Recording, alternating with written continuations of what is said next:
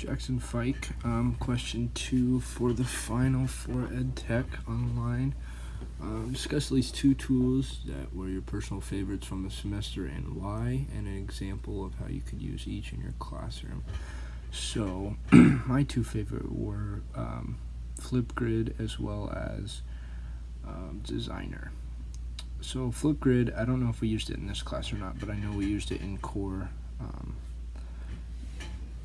I think it's a very powerful tool, especially being able to use it as like a ticket out of the classroom kind of thing, or a reflection without students having to feel like they get up in front of a crowd and, feel like they can't say everything that they want to say even. So I think being able to do that, and you can kind of get some true reflections out of your students through that, as well as if you want to, you can allow students to view other people's. So, you could create group presentations, create thoughts on different topics, make that just like a 5-point assignment. Just say, what do you think about this topic? Like, go more in depth. Or what are your interests? It could be a thing where at the beginning of the semester you submit this video. What are your interests for this class? Like, what do you want to learn about? Stuff like that, I think, can be more powerful, and you can kind of utilize that stuff as opposed to just having them do a reflection on a paper and talking about themselves and typing. I think that could be very, very powerful to use in my classroom specifically. The other thing was Designer.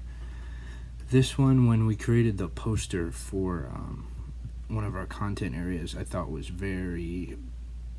had no idea you could even use something like that, because you see like posters and whatnot online that look like they're professionally done by people that do that for a living, but in all reality, you just got to get one of these apps, and if you really want to, I guess, pay $9 a month or whatever to have professional artists, professional programming, stuff like that, that's in the app that you can use for your classroom, that looks surreal and looks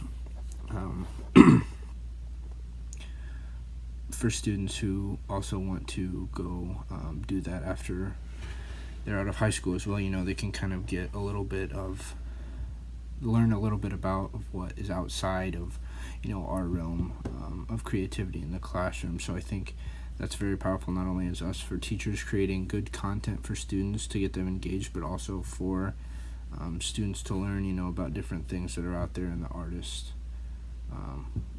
world as well. So that's my question 2.